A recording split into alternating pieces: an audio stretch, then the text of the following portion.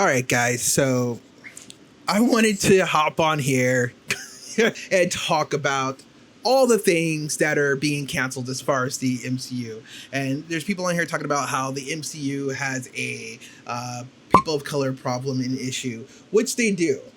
But I want to talk about a couple things to kind of put this in perspective that we make sure that we have. This is not an entirely Disney Marvel fault. This is an us fault as well, because we have to look at what happened. There's a lot of things moving at play here. There's the political, there's racial, and there's a business aspect to all of this. And let's be honest, nobody showed up to any other person of color or just diverse movie or TV show.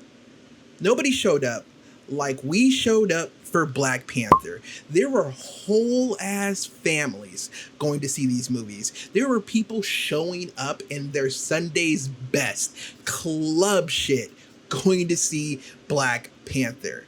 And for everything else, nobody showed up for it. In fact, there wasn't enough, like, for everybody, for every like rage baiting person who was like against Black Panther, there were 1,000 people championing it on, right? There was enough people who were for Black people to drown that out. That didn't happen for everybody else, and for all the other projects, like they were drowned out by the negative aspect of the fandom. And the MCU and Marvel are now moving accordingly because those voices outweigh our voices. We weren't loud enough, and it didn't show up, much like how all of a certain sector of the feminist movement, right? Maybe white feminists, I don't know. Yeah, that's up for them to decide who did it. But nobody showed up for Supergirl, right? I did. I saw the thing 3 times. But other people did not show up for Supergirl in the way they should have shown up, and now, like, it's a flop. Hats off to freaking the DCU, who are still championing on, which they should. They should not be caught up in the game of following Marvel. Just because something wasn't like too successful doesn't mean they should change plans. They should grind this out. Keep it going. Keep it going. Whoever's in charge of their PR just needs to stop saying shit, because like the excuse of, oh, well, we are getting bought out and we don't know what to do. Just stop. Just say you like making like whimsical characters and like you like pulling from that area before you want to pull from the big 3. That's a better excuse. Anyways, I digress, right? Nobody showed up for the following projects or the diverse projects, right? More of the complaint happened. So Marvel like is adjusting, right? Like Marvel already, Disney already don't have it in for like people of color. So all they need really is an excuse to stop doing something. And unfortunately, we gave it to them, because even on the Disney side, you had movies like Star come out, didn't do good, or Wish Upon a Star, whatever that Disney film and it was an anniversary film at that, and it still didn't do good, right? That on their animation side didn't do good. That's a diverse film. And then you have She-Hulk. Everybody and their mom had something to say about it. Complaint. Diverse film, horrible. Like in Disney's eyes, we're not doing this again. Ironheart, everybody had something to say. The negativity outweighed the positive.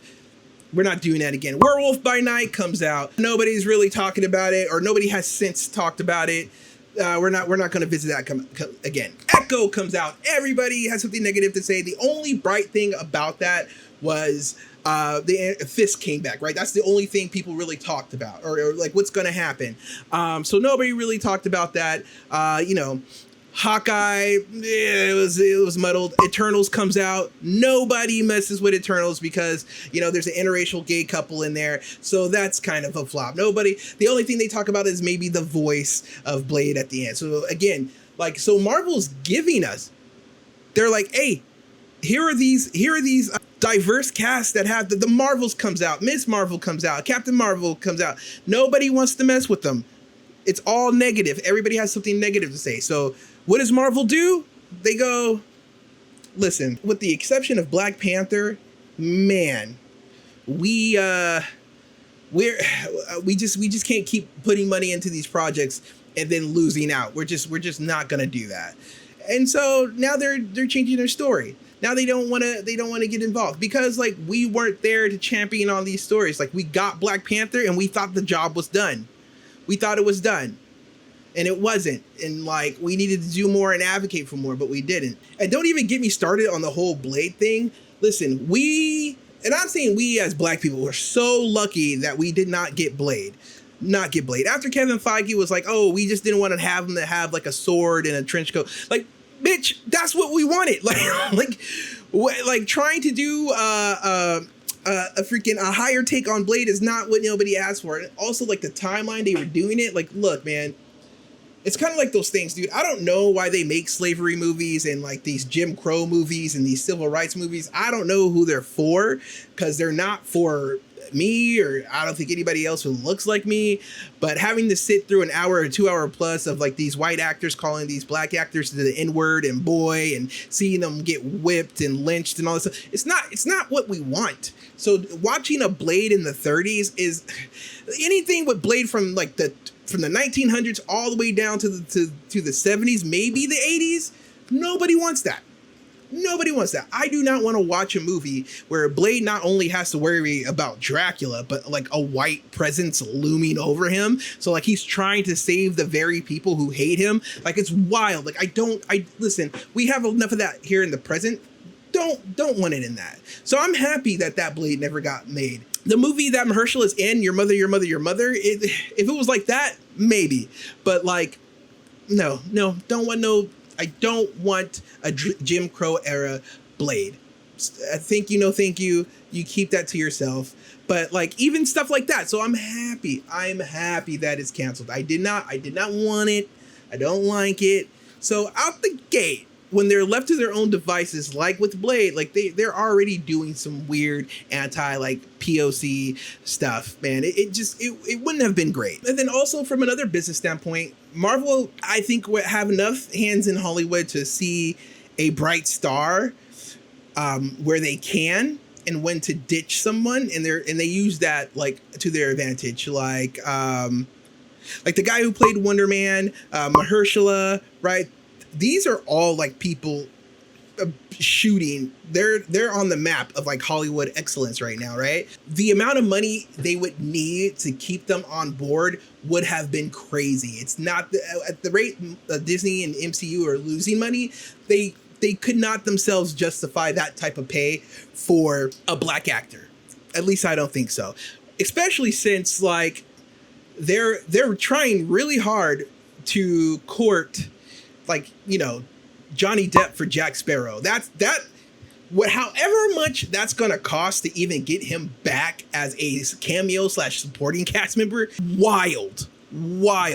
They don't have the money for those other two actors, for any other actor like that. So they saw a way, a light at the end of the tunnel, where they could like not have to produce these. And it worked out for them. They don't have to produce those. Like, they're not, the black actors I think they're looking for are not those type of black actors. They're looking for like more Anthony Mackies, right? And Anthony Mackie is a black mediocre actor who has a lot of bravado about himself. I think he thinks like he's like better than he thinks he is, but he's mediocre. He's a mediocre actor. And that's who they're looking for as far as black actors. Meanwhile, you know, the white mediocre actor, Johnny Depp, say what you will, but Johnny Depp is Johnny Depp in every movie. So like, you know, he's kind of high paid. But yeah, man, like they don't want to have to pay those two actors that much money. And then also, when we're talking about like mediocre, we got to talk about, we do have to acknowledge what acting is, and actors and acting is finding the person who's the best aesthetically pleasing. I don't think they're trying to cast, and I call this being Howard, right? Like, there's a lot of stuff going on about why Terrence Howard lost his role as Rhodey, but mostly, and I want to say it's a 50-50 split between money and aesthetics. Tom Howard is more attractive than not Johnny Depp, but Robert Downey Jr., right? So Robert Downey Jr. could not be the star of Tony Stark with this man, Terrence Howard, standing next to him, which is why out of all the black actors they chose the weird looking. I mean, like, listen, I love Don Cheadle, but like, he ain't Terrence Howard. Like, he's, you know, depending on who you ask, is less on the attractive scale than Robert Downey Jr., right? So he's not going to stand out. The same can't be said for like the dude who was playing Kang for a while, right? Creed came out. This brother was stocky. He's like 6'4", 6'5". Like, you would have ran into another situation because aesthetically he's pleasing. The world would have been behind that villain. You know, it would have been Killmonger all over again. Because I can tell you right now, Marvel hated that shit. Like, they were like, what? This guy, like, we got to keep bringing Michael B. Jordan. Like, and Michael B. Jordan's up there. Look, thank goodness he's Ryan Coogler's muse, right? Ryan Coogler keeps using him. Because otherwise, he wouldn't have been back. But yeah, like, a lot of these actors, these black mediocre actors have to have a certain aesthetic. And it's like, they cannot be more attractive than their white leads, bro. So, like, yeah. Mahershala, the guy from Creed who played Kang, anybody, they weren't coming back, bro. It wasn't gonna happen. So, in the light at the end of the tunnel is Secret Wars, right? I said this about in my Spider-Man review or rant. It's that, in all honesty, even though all these shows got canceled and everybody's like focused on like, oh, they got canceled because of black. Realistically, none of this stuff matters. Because these movies were so badly rated and so badly reviewed, and the same as the TV shows, I can absolutely promise you, like, they weren't coming back after Secret Wars. We don't even know. All we know for sure about Secret Wars is that the mutants are coming, which is not going to be any of the Fox mutants, right? That's confirmed by Sadie Sink, and then the cast they're talking, that's all out. So this is a swan song to the Foxmen.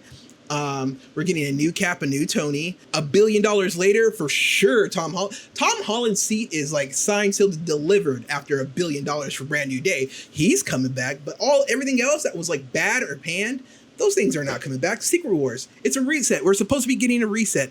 None of this stuff matters. That's why when people are out here losing their mind about Jean Grey, who cares? Who's going to remember that after Secret Wars? Like, we don't know. All I know is that Kevin Feige keeps saying, like, it's going to be reset. A reset to me means clean slate, right? So all these people are gone. Nobody's going to remember that what Jean Grey did.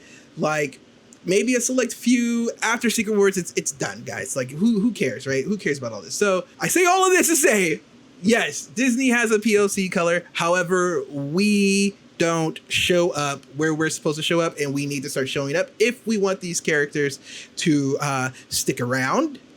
Also, like, if you see an actor like Anthony Mackie, just know it's about to be some shit.